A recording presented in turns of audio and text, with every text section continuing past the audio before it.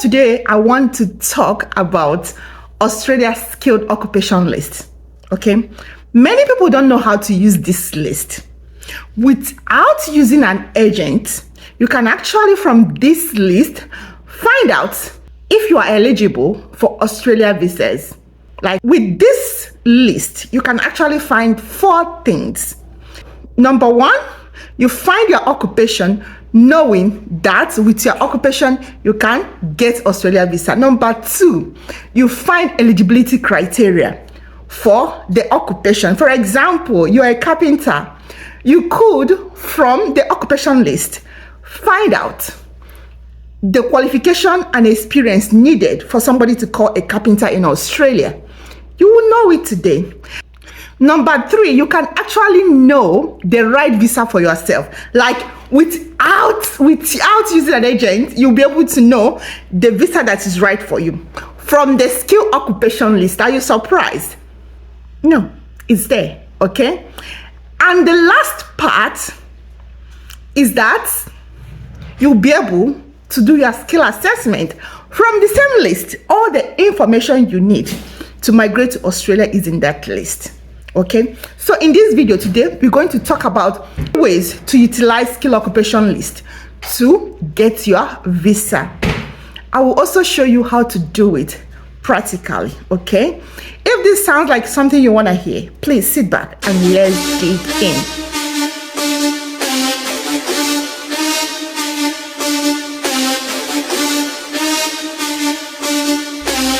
Hi everyone, welcome to my channel, Jane Kenny's Creation, where we keep it real. My name is Jane and I live in Australia. Welcome. So today I just want to thank you guys, everyone that have been on this channel, the returning subscribers and my new subscribers and the new watchers. Thank you for sticking with me. And if you are new here today, please do subscribe to this beautiful channel, like and share. Thank you for all your likes and share. I do appreciate it. You guys are the bomb. Okay, all right, let's go. All right, I'm taking you to our website, janekenix.com, with all the links you need to achieve your visa. All right, so what is skill occupation list? Skill occupation list is the list of all the occupations, the professions that Australia people need to fill up in each immigration year. So it is there. Sometimes they update it, they take out some and they add some. Okay, so if your occupation is there, there is possibility you will get Australia visa. How do you check? You either follow the link I provided or you go to Google and search skilled occupation list. You see it there, Department of Home Affairs, Australia. So skill occupation list, you need to scroll down. These are the list of visas that if you require, you must go through the skill occupation list. Not all visa, like student visa, you don't need skill occupation list. Visitor visa, you don't need skill occupation list.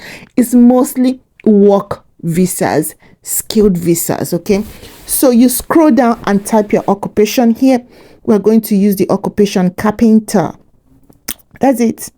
So we type here, do not select visa type because you want to see all the visas that you're qualified for. Okay, so if you select a visa type, it will limit you to a particular visa. So this is it. Okay, this is carpenter and joiner. Okay, there is also carpenter on its own, but this one is carpenter and joiner. I just want to use this to demonstrate. Okay, so this is it. You can type with the name or you type with the ANSCO code. Okay, Australia and New Zealand immigration code. Okay, so that is step 1. You find your occupation. That's it. Now another thing is step 2. So once you find your occupation, you move to step 2. You are checking your eligibility. That's it. You just want to know, okay, I'm a carpenter and joiner. Am I qualified as a carpenter and joiner? You already say I'm an accountant. Now go check, what does Australia call carpenter and joiner, or electrician, or a pharmacist, or accountant? So what do? You see the ANSCO code, that number there. You click on it. Once you click on that number, it will bring you to a new page. The new page that will explain to you what they mean when they say you are a carpenter and joiner, you are an electrician, you are a doctor, you are a nurse, you are a teacher, you are a crop farmer, you are an agricultural consultant, you're a lecturer. So it's going to explain to you. Then it will give you the skill set, things you're supposed to be part of your job as a carpenter, as whatever you are. So when you are drafting your skill occupation list, you are going to make sure you actually a carpenter and joiner, for example. So it will also tell you the qualification you need. Okay, for example, here it say indicative skill level. Most occupation in this unit group have a level of skill commensurate with qualification and experiences below. Okay, so they will tell you the certificates, whether it's a degree or certificate that you need and how many years experience. So here for carpenter and joiner, they need certificate 3 for Australia level. So if you're coming to Australia, you need certificate 3 and 2 years experience, or you have certificate 4. That is the equivalent. Okay, so when they assess you, you must be up to that level. That's all they want. So then you means that you are a carpenter and joiner, and also you are doing all these skills, like you are performing all these duties they've listed in your job as a carpenter and joiner. That's another way. So now you don't need any agent, do you? You can sort this out yourself. Now let's move to step 3. In step 3, you're going to find out all the visas you are qualified for. Okay, remember we are still talking about skill occupation list. Yes, you are your own agent. Be your own agent. So when you go back to the skill occupation list, you go back to your occupation, or you search it again, you find it carpenter and joiner. That's the example we are using today. When we find it, okay, when we find it, we'll see all the visas a carpenter and joiner is qualified for in Australia. You see all the list of the visas. Now you would think, okay, how do I know if I'm qualified for this visa? This is what the agent will do for you, is it not? Okay, fine, but you can do it for yourself. So you pick these visas. Some of them are for onshore and some of them for both onshore and offshore. So you'll be looking out for onshore and offshore. Okay, how do you know? When you search them, so you are going back to immigration website, Australia Home Affairs, okay, Department of Home Affairs website, which I have shared so many times, and it will be a link in my blog as well. So you go there and see all these visas. You can even search it, Australia, list of visas in Australia. So you look for the Department of Home Affairs. Okay, so you go straight to the visa, or when you're on the home page of Department of Home Affairs, you go through these steps and get to the list of visas. You see that? I show you everything. Oh, I think I'm saying a lot. So you find a list of visas, then you find the visa you want. Okay, so the visa I want to use for this example is visa 189. Okay, because it was listed as one of the visas. You click the visa. So when you click the visa, it will give you all the information you need. Okay, the eligibility, what is that visa for? This is a permanent skill visa. It will tell you how to apply, all the requirements, even the documentation, and it will give you step-by-step guide. So this visa, it can be point tested for New Zealanders and also for Hong Kong visa holders. However, you are going for point tested because you are not from New Zealand, you are not a permanent citizen of New Zealand, and you are not from Hong Kong. If you are from any of them, you choose the other two. But if you are just applying, go for point tested, click on details. Okay, then it will give you the eligibility criteria, step-by-step guide. You see that menus, step-by-step guide, all the documents you need, where to do your application, step-by-step what to do. Okay, so this is the job of agent. However, I told you that everything you need is here. You do not need agent. It's here. It will guide you step by step. It's even written there, step by step. Step 1, this is what you do. They will even show you a link where to register.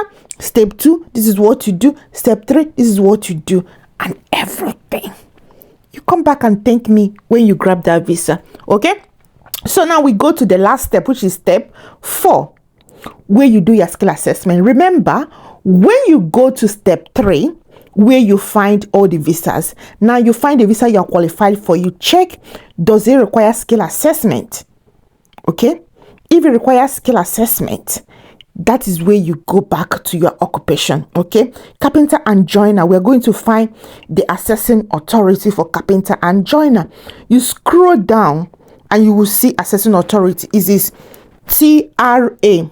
Okay, Trade Recognition Australia. So that name in blue is always the assessing authority. Okay, when you click it, it will give you a website. Click on that website, you go to their page. Okay, when you get to their page, it's simple. This is applicable to all the assessing authorities. Australia, each occupation has different assessing authority. Okay, so for accountant is different, for engineer is different, electrician falls under trade as well. Okay, another popular one is vet assess, skill assessment. Okay, so when you go, they go to their menu and start answering the question they ask you. For example, now they will ask you, what is the visa for, blah blah blah.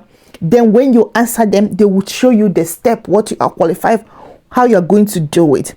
They will have a guide for you. Each skill assessment have a guide where they will tell you how to apply the document they need, how they need it. Some of them will show you a template on how to submit your document. Okay, and they will also show you the amount you're supposed to pay. So when you ask me how much is skill assessment, I don't always answer it because I'll show you how to check your own.